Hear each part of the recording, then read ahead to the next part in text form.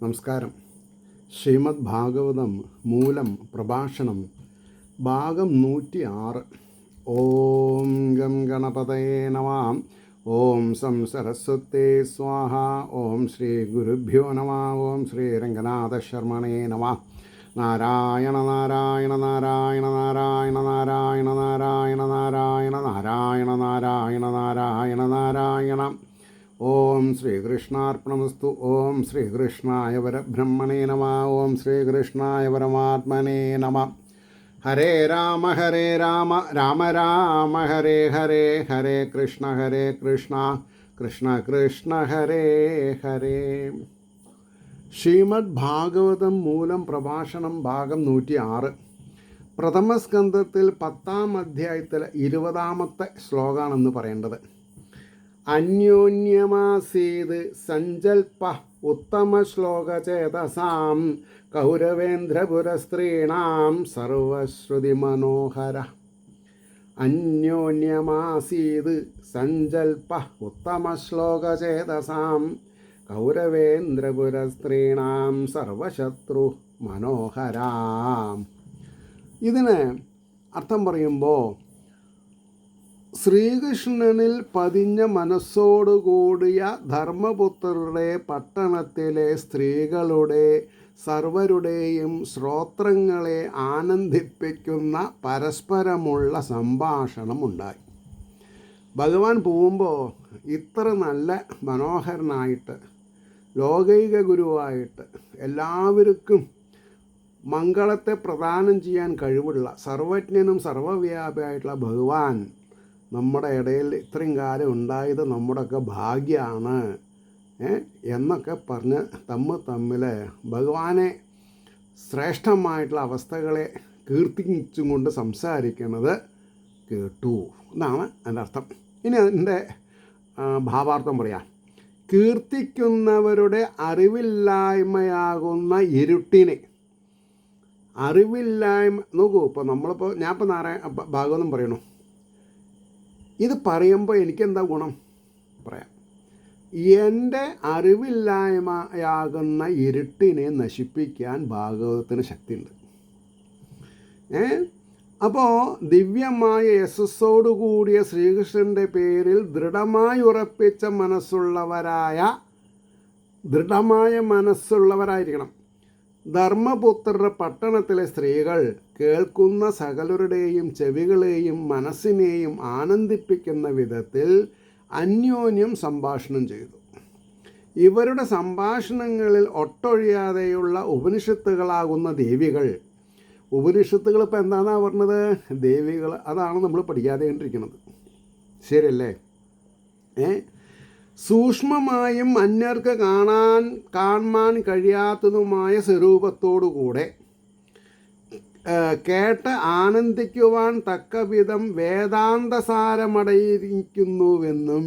ഇതാണ് നിങ്ങളുടെ മനസ്സിൽ പതിയേണ്ടത്. വേദാന്തസാരം അടങ്ങിയിട്ടുണ്ട് എന്തിൽ? ഭാഗവതത്തിലുള്ള തത്വോപദേശങ്ങളിൽ. അതുകൊണ്ടാണ് ഞാൻ കുറച്ചൊരു സോഷ്യൽ ക്രിട്ടിക്കായിട്ട് നിങ്ങളോട് സംസാരിക്കുന്നത്. സാരം പറയാം, വേദാന്ത സാരം അടങ്ങിയിരിക്കുന്നുവെന്നും സാരം പറയാം. അതിനാണ് സർവശ്രുതി മനോഹര. ഭഗവാൻ ആരാ? ശ്രീകൃഷ്ണൻ പറഞ്ഞ വാക്കുകൾ എന്താണ്? സർവശ്രുതി മനോഹര. സർവകളായ ശ്രുതികളുടെ, ഉപനിഷത്തുകളുടെ മനസ്സിനെ ഹരിക്കുന്നതായിരുന്നു. എന്താ ഭാവം അല്ലേ? അടുത്ത ശ്ലോകം. ഇനി ഇവിടുന്ന് അങ്ങോട്ടൊരു 3-4 എനിക്ക് ഈ 2 പേജിൽ കാണുന്നത് 3 ശ്ലോകമുണ്ട്. 21, 22, 23 വെവ്വേറെ അർത്ഥം പറയാം. എല്ലാം 4 വരി ശ്ലോകങ്ങളാണ്. നോക്കിക്കോളൂ. സവൈ കിലായം പുരുഷ പുരാതനോ യേക ആസീത്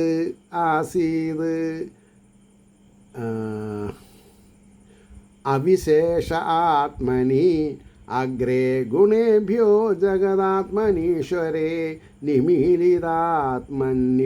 സുപ്തശക്തിഷു. സവൈ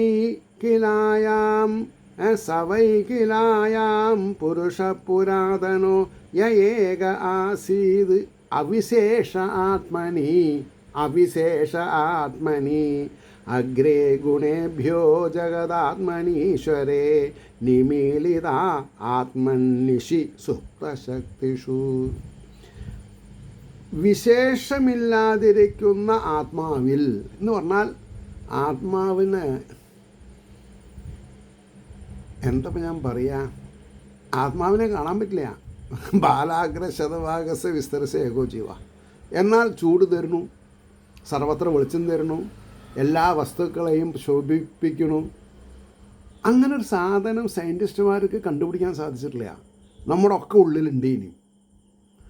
അതാണ് വിശേഷമില്ലാതിരിക്കുന്ന ആത്മാവിൽ ഗുണങ്ങളിൽ നിന്ന് മുമ്പിൽ ജഗത്തുക്കളുടെ ആത്മാവായ ഈശ്വരൻ ലയകാലത്തിൽ, അതായത് ലയനം പ്രാപിക്കേണ്ട സമയത്തിൽ ലയിച്ചിരിക്കുന്ന ശക്തികളിൽ നിമീലിതമായ ആത്മാവോടുകൂടിയിരിക്കുമ്പോൾ ഏകനായ യാതൊരുത്തൻ ഇരുന്നുവോ പണ്ടേയുള്ള പൂർണ്ണനായ അവൻ തന്നെ ഇവനാണല്ലോ. ഇത് പറഞ്ഞാൽ മഹാവിഷ്ണു തന്നെയാണ് ശ്രീകൃഷ്ണൻ. അനാദികാലം മുതൽക്ക് ആരുണ്ടായ മഹാവിഷ്ണു ഉണ്ട്. അത് പൂർണ്ണ അവതാരമാണ് കൃഷ്ണൻ എന്നാണ് പറഞ്ഞതിന് താല്പര്യം. കേട്ടോളൂ അതിൻ്റെ ഭാവാർത്ഥം. ഏതൊരു ഭഗവാൻ സത്വാദികളായ ഗുണങ്ങളുടെ ക്ഷോഭത്തിന് മുമ്പ്, അതായത് തമോ ഗുണം, രജോ ഗുണം, സാത്വിക ഗുണം, പ്രകൃതിയെ സൃഷ്ടിക്കുന്നതിന് മുമ്പ് സർവലോകങ്ങളിലും ആത്മാവായി വിളങ്ങുന്ന ഈശ്വരനായിട്ടും മായാഗുണത്താൽ മറയ്ക്കപ്പെട്ട സ്വരൂപത്തോടു കൂടിയവനായിരിക്കയാൽ ജീവനായിട്ടും ജീവോപാധികളായിരുന്ന സത്വാദി ഗുണങ്ങളുടെ ശക്തികൾ ലയത്തെ പ്രാപിച്ചപ്പോൾ പ്രപഞ്ചഗന്ധം പോലുമില്ലാതിരുന്ന, പ്രപഞ്ചത്തിൻ്റെ ഗന്ധം കൂടിയുമില്ലാതിരുന്ന തൻ സ്വരൂപത്തിൽ പുരാതനനും, പുരാതനം എന്ന് പറഞ്ഞാൽ എപ്പോഴും ഉള്ളവനർത്ഥം, പഴതെന്നല്ല, ഏകനുമായിരുന്നുവോ ആ പരമപുരുഷൻ തന്നെയാണല്ലോ ഈ കൃഷ്ണൻ. അസന്നിഗ്ധമായിട്ട് പറഞ്ഞു. ഇതൊക്കെ ആദ്യം പോലെ തന്നെ 1-ാം അധ്യായത്തിൽ തന്നെ കൃഷ്ണൻ ആരാന്ന് ഭാഗവതം പറയുന്നുണ്ട്. ഇവൻ്റെ സന്ദർശനത്താൽ എല്ലാവരും മോഹിക്കുന്നതിൽ എന്ത് ആശ്ചര്യമാണുള്ളത്. സർവാത്മാവായ ഈ പ്രത്യക്ഷ ഭഗവാന്റെ വിയോഗം ആർ തന്നെ സഹിക്കും? സൃഷ്ടിക്കു മുമ്പും പ്രളയത്തിനു ശേഷവും നിഷ്പ്രപഞ്ച സ്വരൂപനായിരിക്കുന്ന സർവേശ്വരനാണ് ഈ കൃഷ്ണൻ എന്നർത്ഥമുള്ള സ ദേവ സൗമ്യേതം അഗ്ര ആസീത് പ്രമാണം പറഞ്ഞു എന്ന ശ്രുതിസാരം ഈ ഭക്ത്യത്തിൽ കാണുന്നു.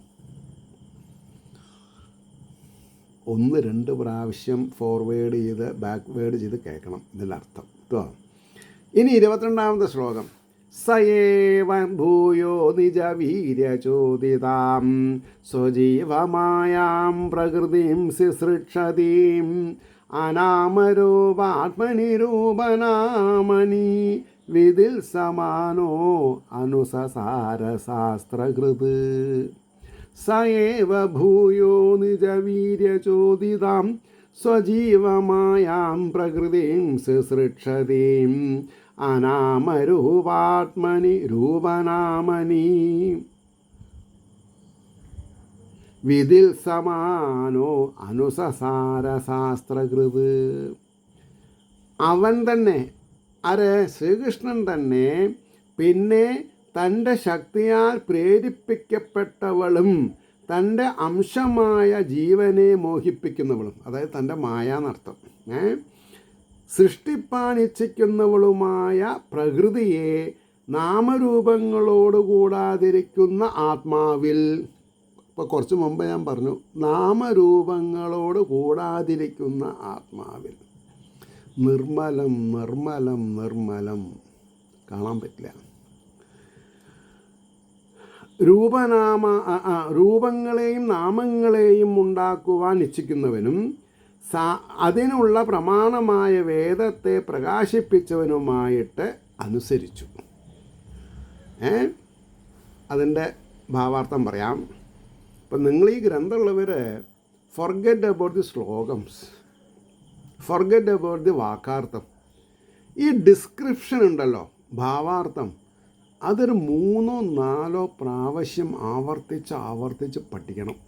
എന്നാൽ എന്തുണ്ട്, പിന്നെ ശ്ലോകങ്ങൾ ഉരുവിടുമ്പോൾ ഓട്ടോമാറ്റിക്കലി ഭഗവാൻ നിങ്ങളുടെ ഓരോരുത്തരുടെയും ഉള്ളിലിരുന്ന് അതിൻ്റെ അർത്ഥതലങ്ങൾ നിങ്ങൾക്ക് തരും. ഞാൻ ഗ്യാരണ്ടി പറയണു, ഒരു 3-4 പ്രാവശ്യം വായിക്കൂ, വെറുതെ ആവില്ല. കാരണം നമ്മൾക്ക് എന്തുണ്ടായിട്ടും കാര്യമില്ല. നിങ്ങൾക്ക് വലിയ വലിയ ബാങ്ക് അക്കൗണ്ടുകൾ ഉണ്ടാവാം, 4-5 റൂമിൻ്റെ വീടുണ്ടാവാം, AC ഉണ്ടാവാം, ബെൻസ് കാറുണ്ടാവാം. പക്ഷേ അതൊന്നും നമ്മൾക്ക് ശാന്തിയും സമാധാനം തരില്ല. ഈ ഒരു സംഭവം ശാന്തിയും സമാധാനം തരും. ഞാൻ അറിഞ്ഞിട്ടില്ല ഞാൻ എങ്ങനെ ഈ ഫീൽഡിൽ എത്തിയത് എന്നുള്ളത്. തിരിഞ്ഞു നോക്കുമ്പോൾ എനിക്ക് തന്നെ ആശങ്കകൾ, ഞാൻ എങ്ങനെ ഈ പ്രശ്നങ്ങളെ അതിജീവിച്ച് ഇവിടെ എത്തി, എൻ്റെ മക്കളെ പൊന്നുപോലെ ഭഗവാൻ എത്തേണ്ടടുത്ത് എത്തിച്ചത് എങ്ങനെ എനിക്കറിയില്ല. I am so indebted to him. കാരണം എന്താ, പച്ചയായിട്ടുള്ള വേദനകളെ ഞാൻ കടിച്ചു തുപ്പിയിട്ടുണ്ട്, പോടോ പുല്ലേ പറഞ്ഞിട്ടുണ്ട്. അതുകൊണ്ടാണ് ഞാൻ പറഞ്ഞത്, നിങ്ങൾ ഇതിനെ വിടരുത്, ഈ സബ്ജക്റ്റിനെ വിടരുത്. കാണാൻ പാഠം പഠിക്കണതൊക്കെ നിർത്തുക. ഈ ശ്ലോകങ്ങൾ അല്ലേ, അതായത് അതുകൊണ്ട് കാര്യമില്ല, അർത്ഥതലം അറിയണം. അതുകൊണ്ടാണ് ഈ ഭാവം, ആരാണ് ഭഗവാൻ, നാമരൂപ വിവർജിത, ആത്മാവ് ആരാണ് എന്നുള്ളതിനൊക്കെ ഉത്തരമുണ്ട് ഇതിൽ. അപ്പോൾ പറഞ്ഞു, നാമരൂപങ്ങളോട് കൂടാതിരിക്കുന്ന ജീവന് നാമരൂപങ്ങളെ ഉണ്ടാക്കുവാൻ ആഗ്രഹിക്കുന്നവനും വേദങ്ങളെ കൽപ്പിച്ചവനുമായ ആ പുരാണ പുരുഷൻ തന്നെ കാലശക്തിയാൽ, ഈ ഈശ്വരൻ തന്നെയാണ് കാലശക്തി, നമ്മുടെ ജീവിതത്തിലുള്ള പരിവർത്തനങ്ങൾ കാലാണ് ചെയ്യുന്നത് അല്ലേ. അപ്പോൾ ഉണർത്തപ്പെട്ടവളും തൻ്റെ അംശങ്ങളായ ജീവാത്മാക്കളെ മോഹിപ്പിക്കുന്നവളും അതിനാൽ തന്നെ സൃഷ്ടിപ്പാൻ ഇച്ഛിക്കുന്നവളുമായ മായയെ വീണ്ടും അനുസരിച്ചു. സ ഐക്ഷത ബഹുസ്യാം പ്രജായേയ എന്ന് ശ്രുതിസാരം ഈ ശ്ലോകത്തിന്. അടുത്ത ശ്ലോകം 23.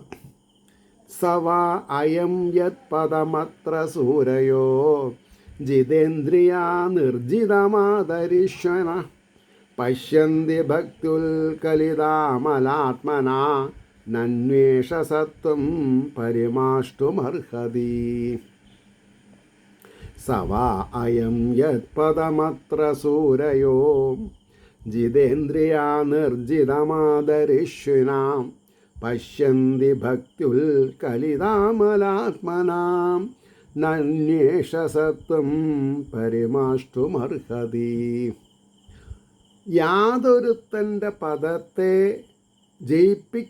ജയിക്കപ്പെട്ട വായുവോടുകൂടിയവരും, അവിടുത്തെ ജിതേന്ദ്രിയ, ഇന്ദ്രിയങ്ങളെ ജയിച്ചവെന്നാ, വായുവോടുകൂടിയവനും ഇന്ദ്രിയ ജയമുള്ളവരുമായ, അതായത് ജയിക്കപ്പെട്ട വായുവോട് കൂടിയത്. യത് പദമത്ര സൂരയോ ജിതേന്ദ്രിയ, അതാണ് ഇന്ദ്രിയ ജയമുള്ളവരുമായ വിദ്വാൻമാർ. നമ്മൾ ആരാവണം? വിദ്വാൻമാരാണെങ്കിൽ ഇന്ദ്രിയങ്ങളെ ജയിക്കുക. എന്താ ഇന്ദ്രിയങ്ങൾ ജയിക്കുക എന്ന് പറഞ്ഞാൽ, തോന്നിയ സമയത്ത് ശഹശയനം ചെയ്യാതെ ഇരിക്കുക, വളരെ ശ്രദ്ധിക്കേണ്ട കാര്യമാണ്. അതിന് പക്ഷം തിഥിയൊക്കെ കാരണഭൂതന്മാരാണ്, അപകടങ്ങളാവും. അതുകൊണ്ടാണ് പറഞ്ഞത്. അതേപോലെ നാവിൻ്റെ രസത്തിനെ കെട്ടിയിടുക, ചെവിയുടെ നല്ല പാരായണങ്ങൾ സ്വയം പാടി കേൾക്കുക, മറ്റുള്ളവർ പാടിയിട്ട് പിന്നെ കേൾക്കാം. പറഞ്ഞോ. അപ്പോൾ അതേമാതിരി കാഴ്ചയിൽ ഭ്രമിക്കാതെ ഇരിക്കുക. അതാണ് വിദ്വാൻമാർ എന്ന് പറയുന്നത്. ജിതേന്ദ്രിയ, ഇന്ദ്രിയജയമുള്ളവരുമായ വിദ്വാൻമാർ ഭക്തിയുടെ ആധിക്യത്താൽ നിർമ്മലമായ മനസ്സുകൊണ്ട്, ഒരു ശരാശരി ഭക്തി പോരാ, എബവ് ആവറേജ് ഭക്തി ഉണ്ടായാലാണ് ഭക്തിയുടെ ആധിക്യത്താൽ നിർമ്മലമായ മനസ്സുകൊണ്ട്. ഞാൻ ബേസില്ലാണ്ട് നിങ്ങളോടൊന്നും പറയില്ല. കാണുന്നു, അവൻ തന്നെ ഹേ സഖി ഇവൻ. ആരാണ് അത്? അതന്നെയാണ് കൃഷ്ണൻ. ഇവൻ അന്ധക്കരണത്തെ, എന്താ അന്ധക്കരണം? അവരവരുടെ മനസ്സ്, ചിത്തം, ബുദ്ധി, അഹങ്കാരം, അതിന് നാലിനും കൂടിയിട്ടാണ് മനസ്സെന്ന് പറയുക. ആ മനസ്സിന് അന്ധക്കരണം, അതായത് ഒരു ജീവൻ്റെ 24 ഭാഗങ്ങൾ കഴിഞ്ഞിട്ടാണ് ജീവൻ എന്നുള്ള 25ാമത്തെ ഇത് വരിക. പഞ്ചവിംശതി, 5 പ്രാണേന്ദ്രിയങ്ങൾ, 5 ഉപപ്രാണന്മാർ, 5 കർമ്മേന്ദ്രിയങ്ങൾ, 5 ജ്ഞാനേന്ദ്രിയങ്ങൾ, അന്ധക്കരണം 4, പിന്നെ ജീവൻ. ആ ജീവനെ നമ്മൾക്ക് പ്രാണനായിട്ടും ബ്രഹ്മമായിട്ടും മനസ്സിലാക്കാൻ സാധിച്ചാൽ നമ്മൾ രക്ഷപ്പെട്ടു. അപ്പോൾ ബ്രഹ്മകലശം എഴുന്നള്ളിക്കുക എന്ന് പറഞ്ഞാൽ എന്താ? അവരവരുടെ ബ്രഹ്മത്തെ ഏറ്റുപറയാമെന്ന് അർത്ഥം, സ്തുതിക്കുക. അതാണ് പ്രതീകാത്മകമായിട്ട് ദേവീദേവന്മാർക്ക് നമ്മൾ അഭിഷേകം ചെയ്യുന്നത്. അപ്പോൾ ഇതിൻ്റെ ഒരു താന്ത്രികമായിട്ടുള്ള കാര്യങ്ങളും കൂടിയും ഭാഗവതം പറയുന്നത്. അതാണ് ശാസ്ത്രഗ്രന്ഥം എന്ന് പറയുന്നത്. അപ്പോൾ അപ്പോൾ അന്ധകരണത്തെ ശുദ്ധമാക്കുന്നവനായിക്കൊണ്ട് യോഗ്യനാകുന്നു. എന്തുകൊണ്ടാണ് ഭാഗവതം പഠിക്കണം എന്ന് പറയാൻ കാരണം മഹാവിഷ്ണുവാണ് പരിരക്ഷ ചെയ്യണം നമ്മൾക്ക്. പരിരക്ഷ ഇല്ലാത്തവന് ജീവിതത്തിലൊന്നും നേടാൻ പറ്റില്ല. അപ്പം മോക്ഷം കൊടുക്കാനുള്ള കഴിവ് മഹാവിഷ്ണു അല്ലെങ്കിൽ കൃഷ്ണൻ മാത്രമേ ഉള്ളൂ. ശ്രീരാമൻ പൂർണ്ണാവതാരങ്ങൾ, അതുകൊണ്ടാണ് ഞാൻ പറയാൻ കാരണം. അപ്പോൾ എന്തിനാണ് ഭഗവാന് 4 കൈകൾ? ഒരു ചോദ്യം വരും. അത് പുരുഷാർത്ഥങ്ങളാകുന്ന 4 കൊടുക്കാൻ കഴിവുള്ള ആളാണ്. എന്താ പുരുഷാർത്ഥങ്ങൾ? ധർമ്മം, അർത്ഥം, കാമം, മോക്ഷം. മറ്റുള്ളവർക്ക് ഇപ്പോൾ ഭഗവതിനെ ഉപാസിച്ചാൽ 3 കിട്ടും. ഏതാ? ധർമ്മം, അർത്ഥം, കാമം കിട്ടും, മോക്ഷം കിട്ടില്ല. ശിവനെ ഭജിച്ചാലും ശരി. ഈ ഒരു ട്രിക്ക് നമ്മൾ മനസ്സിലാക്കണം. എന്നിട്ട് ചതുർഭുജനായിരിക്കുന്ന മഹാവിഷ്ണുവിൻ്റെ പൂർണ്ണാവതാരമായിട്ടുള്ള രാമായണവും ശ്രീകൃഷ്ണൻ്റെ കഥയായിരിക്കുന്ന ഭാഗവതവും നമ്മൾ നിസ്തുലമായ രീതിയിൽ പഠിക്കന്നെ വേണം. മനസ്സിലായില്ലേ? ഒരു മിനിറ്റ് പെണ്ണ് താഴ്ത്ത് വീണു നിൽക്കട്ടെ.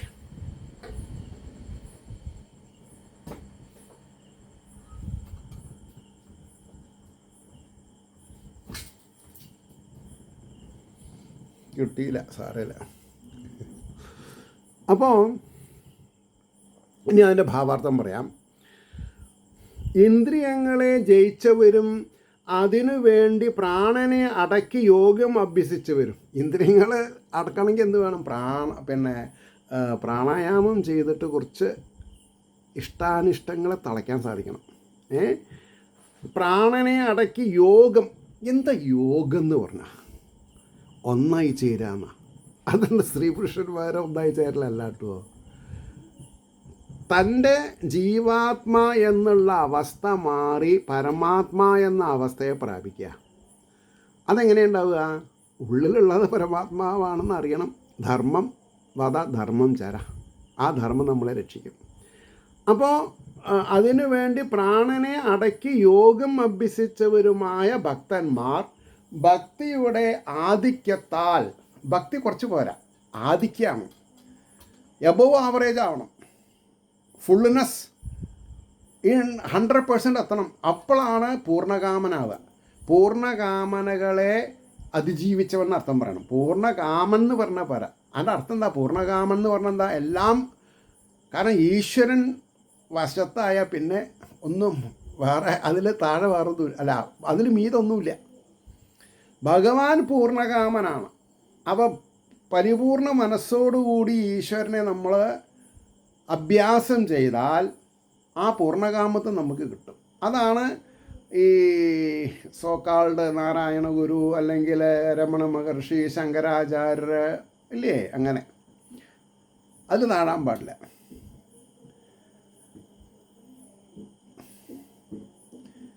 ഞാൻ വളരെ സീരിയസ് ആട്ടോ, അതുകൊണ്ടാണ് പറഞ്ഞത്.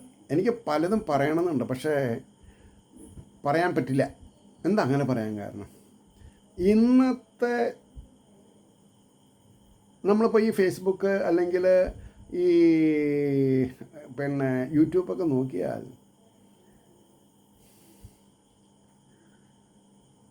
എന്താ പറയുക, അനുഷ്ഠാനങ്ങളില്ലാത്തവരുടെ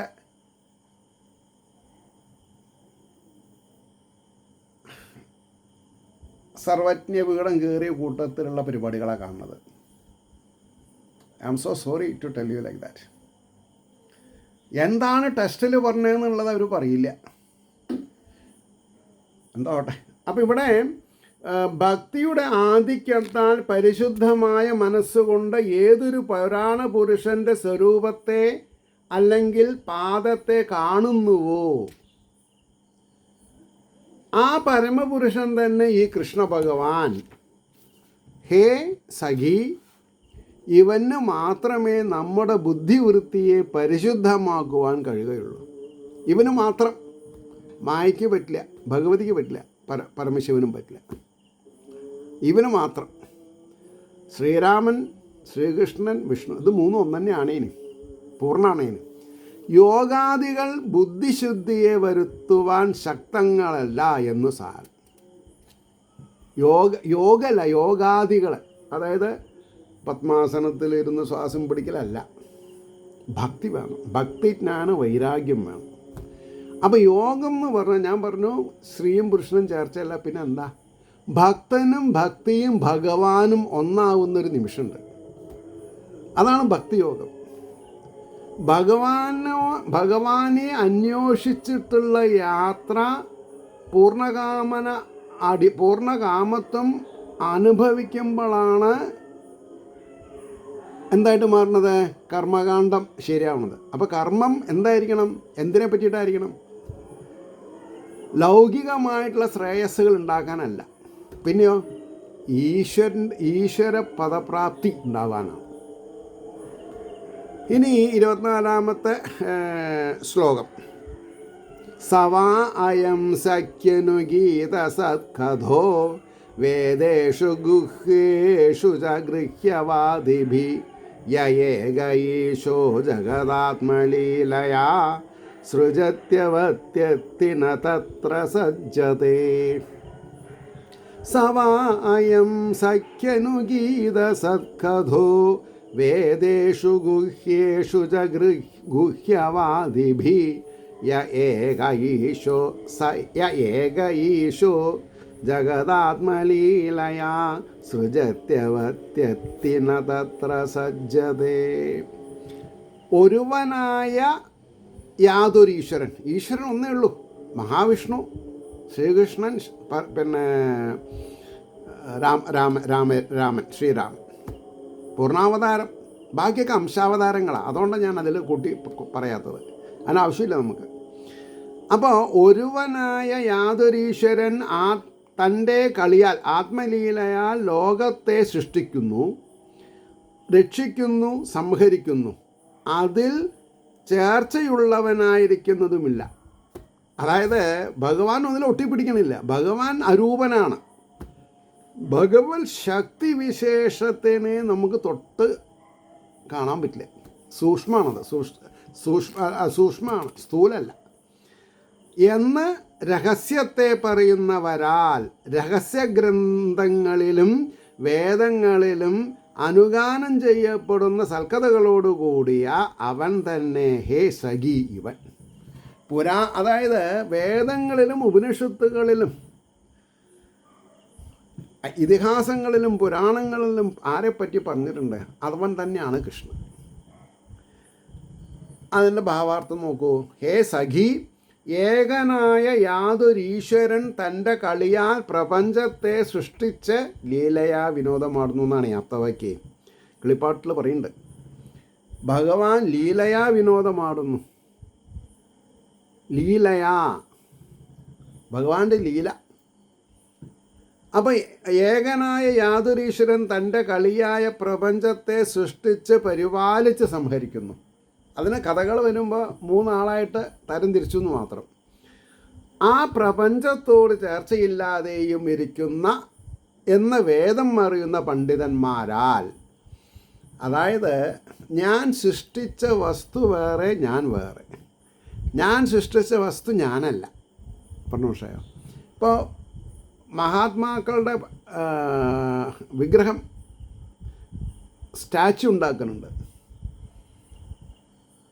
അതുണ്ടാക്കുന്ന ആൾ വേറെ അല്ലേ?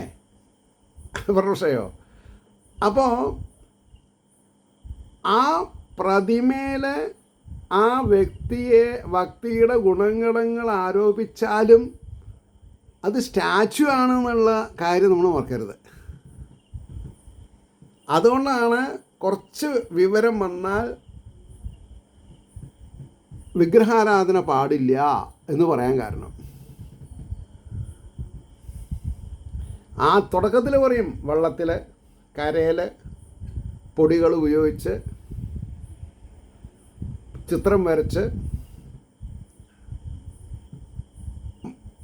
മരം കൊണ്ടോ ലോഹം കൊണ്ടോ പ്രതിമയിൽ എന്നെ പൂജിക്കാം. To start with. അത് കഴിഞ്ഞാലോ നിരാകാരത്തിലേക്ക് പോകണം. അല്ലെങ്കിലോ ഒരു ഉദാഹരണം പറയും. അമ്മാത്തുനിന്ന് പുറപ്പെടും ചെയ്തു, അല്ല ഇല്ലത്തുനിന്ന് പുറപ്പെടും ചെയ്തു, അമ്മാത്ത് എത്തിയതുമില്ല എന്ന്. ഒരു നമ്പൂതിരി ബലിതാണത്. ഇപ്പോൾ മലമ്പുഴ കാണാൻ പോയി, അവിടുന്ന് വരാൻ പറ്റിയില്ല. എന്താ സ്ഥിതി? അപ്പോൾ വീട്ടിലേക്ക് മടങ്ങി വന്നാലേ നമുക്ക് ശാശ്വത സുഖമുള്ളൂ. എല്ലാവരും ശബരിമലയ്ക്ക് പോകുന്നുണ്ട്, അല്ലെങ്കിൽ പേര് കേട്ട ക്ഷേത്രങ്ങളിലൊക്കെ പോകുന്നുണ്ട്. സമാധാനം കിട്ടണമെങ്കിൽ അവനവൻ്റെ വീട്ടിൽ വരണ്ടേ? അപ്പോൾ ഈ സമാധാനം എന്നുള്ളത് അവരവരുടെ കയ്യിലാണ്. അതിനെ നമുക്ക് എടുത്ത് പെരുമാറാൻ നമ്മളെ കൊണ്ട് സാധിക്കണം. അപ്പോൾ പറഞ്ഞു, ആ പ്രപഞ്ചത്തോട് ചേർച്ചയില്ലാതെയും ഇരിക്കുന്നു എന്ന് വേദം അറിയുന്ന പണ്ഡിതന്മാരാർ രഹസ്യങ്ങളായ പാഞ്ചരാത്രം മുതലായ ആഗമങ്ങൾ, ശാസ്ത്രങ്ങൾ, ആഗമങ്ങൾ എന്ന് പറഞ്ഞാൽ ശാസ്ത്രങ്ങൾ, ആഗമങ്ങളിൽ കീർത്തിക്കപ്പെടുന്നുവോ ആ പരമപുരാണ പുരുഷൻ ഈ കൃഷ്ണൻ തന്നെ.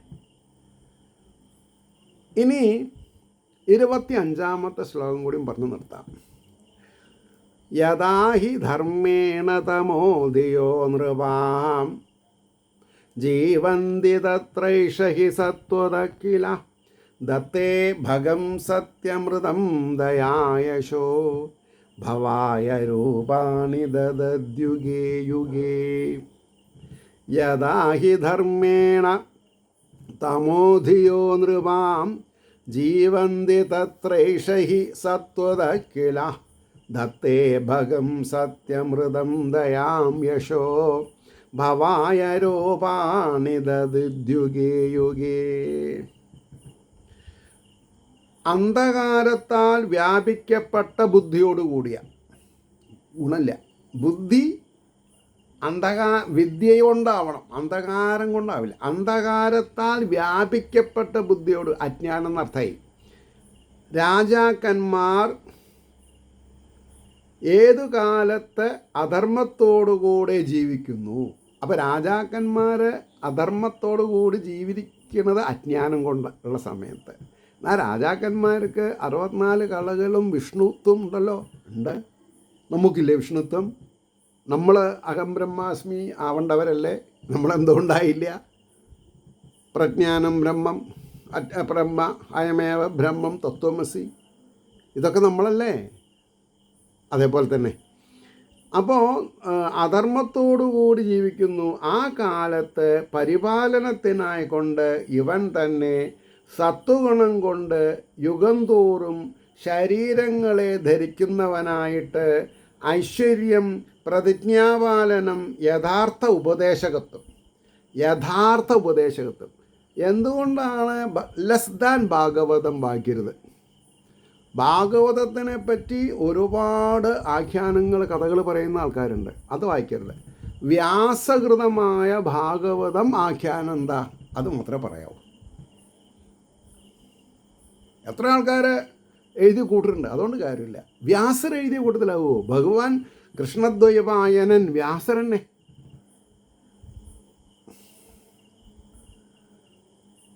വളരെ ശ്രദ്ധിക്കണം ഞാൻ എന്താ പറഞ്ഞത് എന്നുള്ളത്.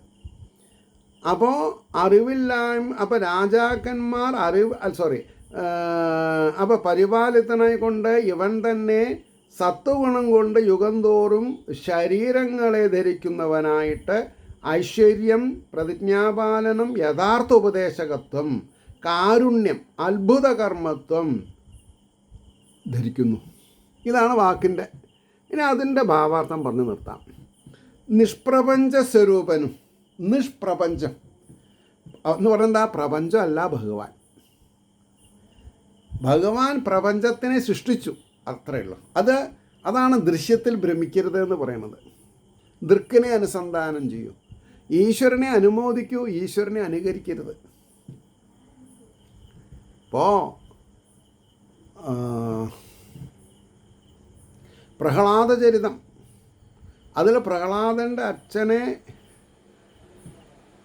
നരസിംഹം മടിയിൽ കിടത്തി കൊല്ലുന്നുണ്ട്. അതൊരു ഇനാക്ട്മെൻ്റാണ്. മനസ്സിലായില്ലേ? ഭഗവതം, അതേമാതിരി മറ്റേ കീചകവധം, ഇതൊക്കെ ഇനാക്ട്മെൻ്റാണ്, അഭിനയമാണ്. ആ അഭിനയിച്ചവരെ നമ്മൾ അപ്രീഷിയേറ്റ് ചെയ്യും, അല്ലാതെ കണ്ട് അനുകരിക്കരുത്. സത്യത്തിൽ കൊല്ലരുത് എന്നർത്ഥം. അപ്പോൾ അപ്പോൾ നിഷ്പ്രപഞ്ച സ്വരൂപനും ലോകസൃഷ്ടികർത്താവുമായ ഭഗവാൻ നാനാവിധങ്ങളായ സ്വരൂപങ്ങളെ ധരിപ്പാൻ എന്തു കാരണമെന്നുള്ള ചോദ്യത്തിന് സമാധാനം പറയണം. രാജാക്കന്മാർ അറിവില്ലായ്മയുടെ ആധിക്യത്താൽ അധർമ്മമാർഗത്തിൽ കൂടെ സഞ്ചരിച്ച് പ്രജാപരിപാലനം എന്ന ധർമ്മത്തെ ഉപേക്ഷിച്ച് സ്വന്തം സുഖത്തിന് വേണ്ടി പ്രജാദ്രോഹാദി ദോഷങ്ങളെ ചെയ്തുകൊണ്ടിരിക്കുമ്പോൾ ഈ ഭഗവാൻ ലോകത്തിൻ്റെ നന്മയ്ക്ക് വേണ്ടി യുഗന്തോറും ശുദ്ധ സത്വസ്വരൂപത്താൽ രൂപങ്ങളെ ധരിച്ച് വർണ്ണാശ്രമാദി ധർമ്മത്തെയും ഐശ്വര്യങ്ങളെയും ഭക്തന്മാരിൽ കാരുണ്യത്തെയും അത്ഭുത കർമ്മങ്ങളെയും യഥാവസരം യഥായോഗ്യം പ്രകാശിപ്പിക്കുന്നു. അതാണോ നമ്മളിപ്പോൾ സപ്താംഗം കൊണ്ട് ചെയ്തു വരുന്നത്? അല്ല. അവിടെയാണ് എനിക്ക് വിഷമം.